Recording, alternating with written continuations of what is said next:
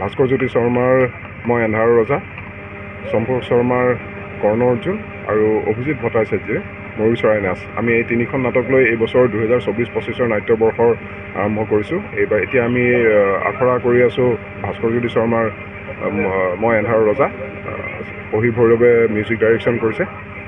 নাটকখন খুব ভাল হৈছে, খুব ভাল লাগিছে। অকণমান ছাছপেন্স ধৰ্মী নাটক আৰু আমি আশা কৰিছোঁ দৰ্শকে এই নাটকখন আঁকোৱালি ল'ব। এটা নতুন ভ্ৰাম্যমান দলৰ জন্ম হৈছে।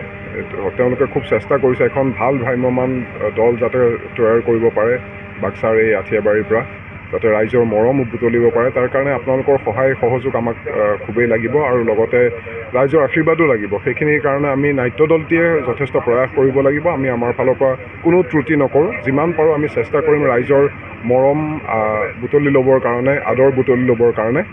আমি কোনো কথাত হেমাহি নকৰোঁ। প্ৰযোজকেও যিমান পাৰে সিমান চেষ্টা কৰিছে, যিখিনি বস্তু লাগে যা যোগাৰ কৰিছে আৰু আমি আশাবাদী যে 2024-25 বৰ্ষত ভ্ৰাম্যমানত কলাগুৰু থিয়েটাৰে এটা সুনাম কঢ়িয়াই আনিব ৰাইজৰ মাজত।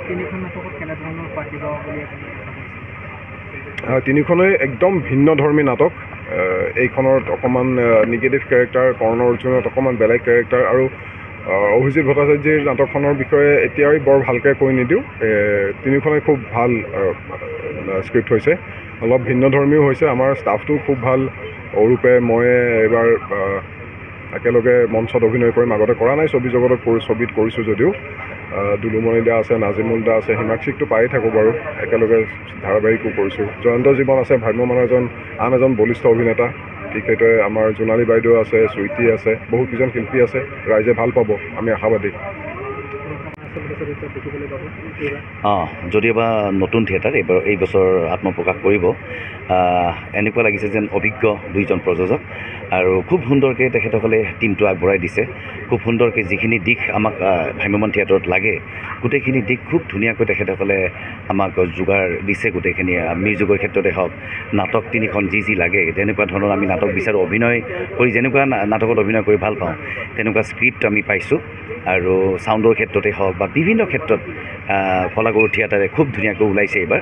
আৰু এইবাৰ কলাগুৰু থিয়েটাৰ তিনিখন নাটক, তাৰ ভিতৰত অভিজিত ভট্টাচাৰ্যৰ ময়ূৰ চৰাই নাচ আৰু শ্ৰদ্ধাৰ চম্পক শৰ্মা ডাঙৰীয়াৰ কৰ্ণ অৰ্জুন আৰু আমাৰ যুৱ নাট্যকাৰ ভাস্কৰ জ্যোতি শৰ্মাৰ মই এন্ধাৰৰ ৰজা, তিনিখন নাটক লৈছে। তিনিটা সুন্দৰ চৰিত্ৰত মই ৰূপায়ণ কৰিম এইবাৰ।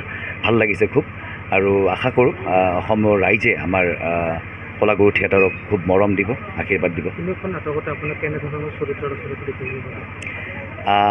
ইতিমধ্যে মই দুখনৰ ষ্টৰী মই পাইছোঁ। দুখনৰ দুইটাতে মোৰ এটা ছাছপেন্স আছে, মানে পটককৈ এখন নাটক কৰ্ণ অৰ্জুনত মোক ধৰিব নোৱাৰিব মই আচলতে কোন, আৰু মই এন্ধাৰৰ ৰজাটো মই তেনেকুৱা এজন চৰিত্ৰ এটা ৰূপায়ণ কৰিম। সমাজৰ হকে কাম কৰোঁ, ভাল কাম কৰোঁ, তেনেকুৱা ধৰণৰ। গতিকে চৰিত্ৰকেইটাক অভিনয় কৰি মই সঁচাকৈ খুব সুখী আৰু মোৰ দৃঢ় বিশ্বাস অসমৰ ৰাইজে কলাগুৰু থিয়েটাৰ সঁচাকৈ ভাল পাব। আৰু আপোনালোকে দেখিছে নিশ্চয় যে আমাৰ টিমটো গোটেইখিনি, যদিওবা থিয়েটাৰখন নতুন, গোটেইখিনি মানুহ ইয়াত কাম কৰি থকা মানুহ গোটেইখিনি পুৰণা মানুহ, অভিজ্ঞ শিল্পী আছে। আমাৰ পদ্মদা আছে, দুলুমণি দা আছে, নাজিমুল দা আছে, জয়ন্ত জীৱন আছে, বিবেক আছে, আমাৰ হিমাক্ষী কলিতা নতুনকৈ আহিছে, তাৰপিছত আমাৰ চুইটি সিং আছে, এনেকৈ বিভিন্ন দিশৰ পৰা আছে। আৰু ভাল মিউজিক ডাইৰেক্টৰে মিউজিক কৰিছে। আমাৰ মই এন্ধাৰৰ ৰজাখন কৰিছে আমাৰ অহিৰ ভৈৰৱে, আৰু বাকী কৰিব আৰু দুখন নাটক এতিয়ালৈকে হোৱা নাই। গতিকে চাৰিওফালৰ পৰা আমাৰ এটা সুন্দৰ এটা পজিটিভ আৰু ভাল লাগিছে, সেইটো কাৰণে খুব ধুনীয়া লাগিছে।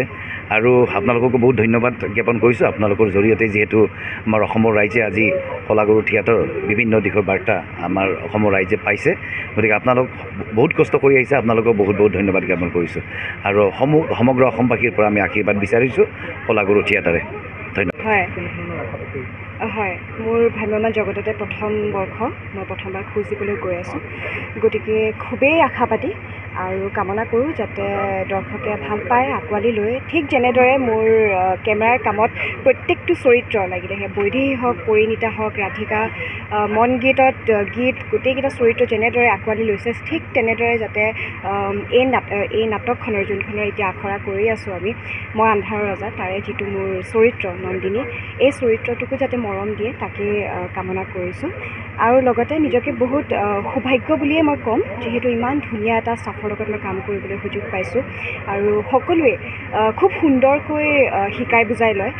আমাৰ বহুত ছিনিয়ৰ অভিনেতা আছে, দুলু দা আছে, নাজিমুল দা আছে, অৰূপ দা, পদ্ম দা, সকলোৱে খুব ধুনীয়াকৈ শিকাই বুজাই লয়। গতিকে মই খুবেই সৌভাগ্য। লগতে আমাৰ প্ৰযোজক ডাঙৰীয়া খৰ্গেশ্বৰ তালুকদাৰ, তেওঁকো মই মোৰ পিনৰ পৰা ধন্যবাদ জনাইছোঁ।